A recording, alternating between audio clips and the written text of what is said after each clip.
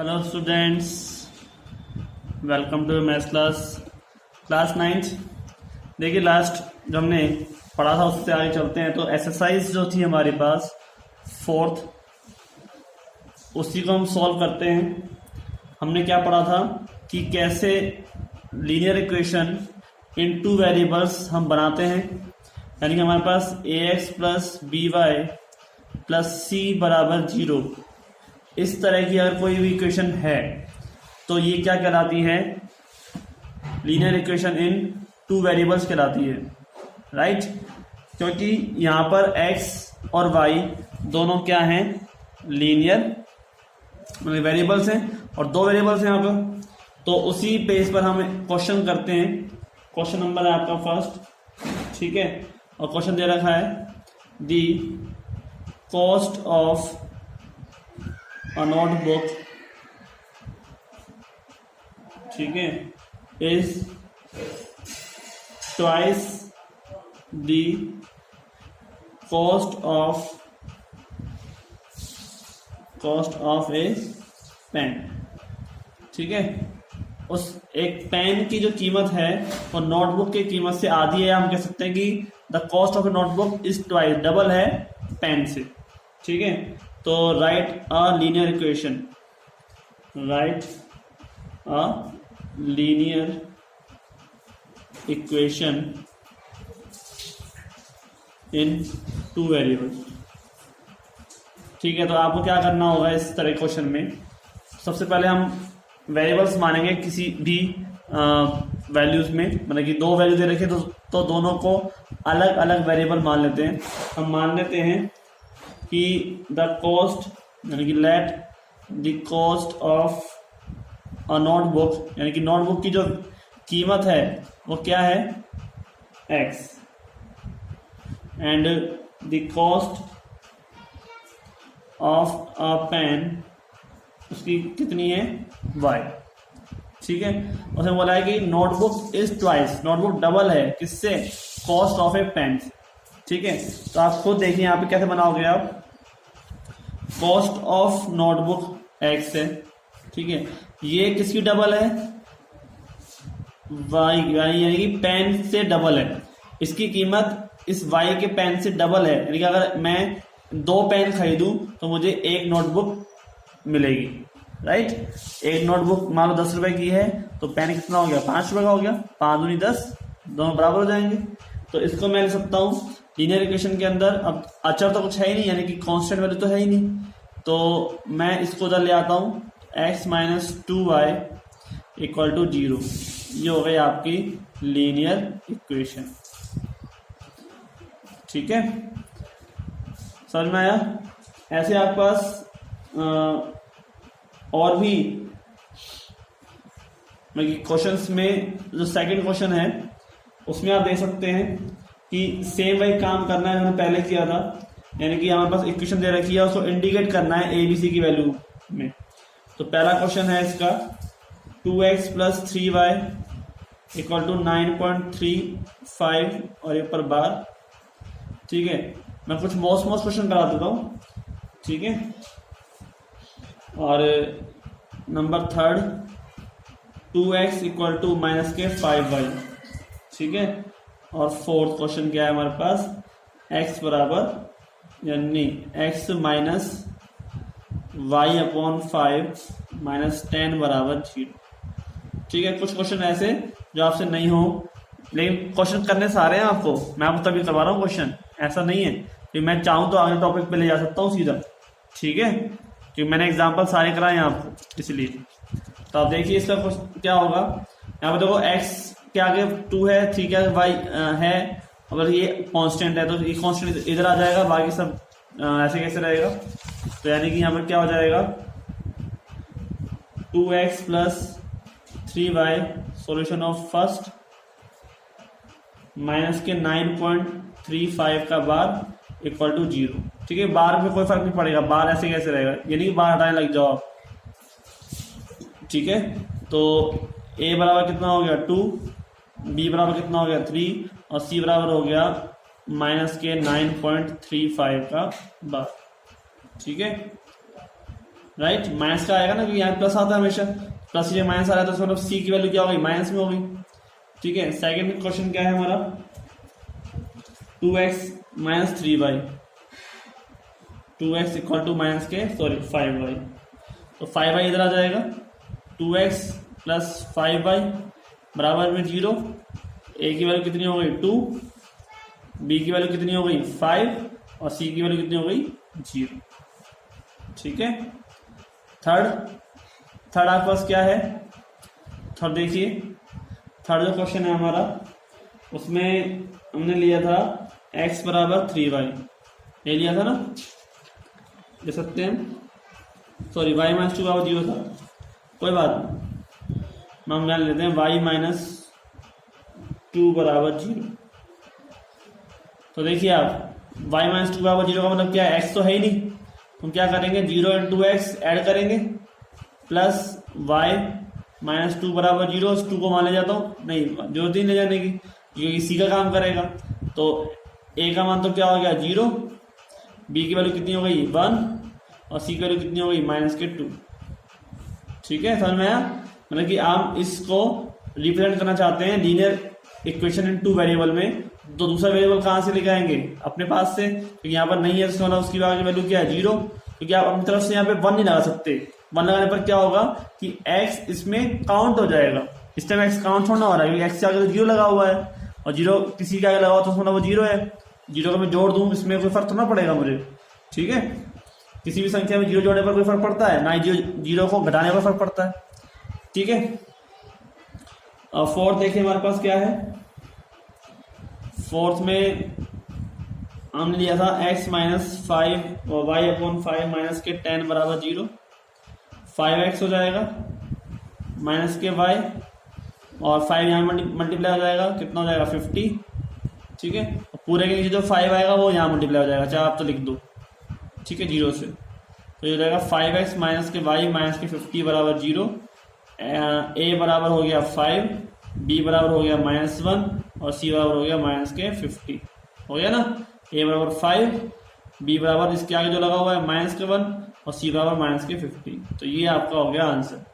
इस तरह से आपको क्वेश्चन करने हैं बाकी के 8 क्वेश्चन थे इसमें, मैंने 4 करा दिए आपको, मोस्ट 4 आपको करने हैं। ठीक है, तो एक्सरसाइज आपकी जो 4.1 है वो कंप्लीट हो गई है। आगे चलते हैं अगले टॉपिक पर, तो हमें अब इनके सॉल्यूशन कैसे निकालेंगे, यानी कि x और y की वैल्यू कैसे हम फाइंड करेंगे वो हमें देखना है। ठीक है, अभी तक तो हमें कुछ ऐसा खास किया नहीं था, अब हमें देखना है कि x और y की वैल्यू कैसे हम निकाल सकते हैं। तो आगे चलते हैं, इसमें हमारे पास टॉपिक है जो वो है सॉल्यूशन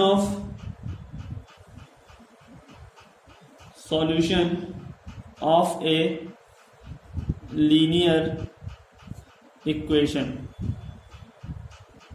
ठीक है, solution of a linear equation, इसका हम काम करते हैं। तो हमारे पास सॉल्यूशन ऑफ लीनियर इक्वेशन के अंदर हमें ये पता लगाना है x और y की वैल्यू कैसे कैसे हम फाइंड कर सकते हैं। राइट, मैं आपको एग्जांपल लेके चलता हूं, तो देखिए हमारे पास एग्जांपल है कि find 4 different solution of the equation, क्या है हमारे पास x plus 2y equal to 6। ठीक है, देखिए हमारे पास जो पहले इक्वेशन हुआ करती थी, मैं थोड़ा सा इसमें हिंट मतलब कि समझा देता हूं पहले। a x प्लस b बराबर 0, पहले ये हुआ करती थी a की वेरिएबल वाली, इसमें a की सॉल्यूशन आएगा केवल x का सॉल्यूशन, वो सॉल्यूशन कैसा आएगा यूनिक आएगा ना भाई, a की तो मान आएगा x का, जिससे को रखने पर दोनों तरफ बराबर बराबर हो जाए, LHS बराबर RHS। राइट, लेकिन जब हमारे पास ax plus by plus c बराबर 0 टाइप की इक्वेशन होती है, तो हम ये नहीं कह सकते कि x और y के केवल एक ही मान ऐसे होंगे जो इसको सेटिस्फाई कर दे, x और y के बहुत सारे ऐसे मान होंगे जो इसको सेटिस्फाई कर सके। मतलब हम ऐसे समझ सकते हैं एग्जाम्पल से कि आप समझिए ये x और y दो व्यक्ति हैं, ठीक है, आप ऐसा समझ सकते हैं कि एक्स और वाई दो क्या हैं, कोई पर्सन है, व्यक्ति है, और उन दोनों को हमने इस के अंदर फिट कर दिया है। फिट का मतलब कि इस इक्वेशन के अंदर लगा दिया है। ठीक है, अब एक्स और वाई आपस में बहुत सारी बातों पर क्या है, सहमत है, मतलब कि एक दूसरे से एग्री करते हैं, जिस वजह से क्या है कि ये इक्वेशन क्या होगी, बहुत सारे पॉइंट्स पर क्या हो जाएगी, सेटिस्फाई कर जाएगी। मतलब कि एक्स और वाई के पास बहुत सारी बातों पर एक दूसरे से सहमति है। समझ में आया कि बहुत सारे मान मैं इसमें रखूंगा तो भी LHS बराबर RHS आएगा। ऐसा हो सकता है, जरूरी नहीं है कि एक ही सॉल्यूशन हो। जैसे यहाँ पर क्या है, यूनिक सॉल्यूशन है ना, उस हिसाब से मैं कह रहा हूं। तो इस एग्जांपल को हम करते हैं, इससे पता चल जाएगा हमारे को। तो सबसे पहले हम क्या कर सकते हैं, इस तरह में आपको क्या करना चाहिए, तो आपको सबसे पहले क्या करना चाहिए कि यहाँ पर x बराबर 0 रख के दे सकते हो। ठीक है, y का मान आ जाएगा। फिर y बराबर 0 रख के देखोगे तो x की वैल्यू आ जाएगी ना। तो हमारे पास क्या हो जाएगा, जैसे मान लो यहाँ पर मैं x बराबर 0 रखता हूं, तो a इंटू 0, ठीक है, बी वाई प्लस सी बराबर 0, ये तो पूरा 0 0 हो जाएगा। इसमें मान लेता हूँ क्या आ जाएगा, माइनस के सी, तो y बराबर क्या हो जाएगा, माइनस के सी अपॉन बी। और सेम ऐसे अगर मैं रखता हूँ y बराबर 0, तो ax plus 0 into y, sorry b into 0 plus c बराबर 0, और ax बराबर क्या हो जाएगा, माइनस के c, देन x बराबर हो जाएगा माइनस के c अपॉन ए। इस तरह से हमारे पास दो सॉल्यूशन निकल के आएंगे, जो हमारे पास क्या होगा, इसको वेरिएबल करेगा। लेकिन ये तो केवल x बराबर 0 और y बराबर 0 रखने पर ही मिले हैं। आप x बराबर कुछ और रख दो तो y का मान कुछ और मिल जाएगा। ठीक है, y का मान कुछ और रख दो, x का मान कुछ और मिल जाएगा, राइट। और मैं आपको तो वही चीज हम देख रहे हैं। तो यहाँ पर हम देखते हैं, देखो सबसे पहले हम क्या रख रहे हैं, x बराबर 2, ठीक है, और y बराबर 2।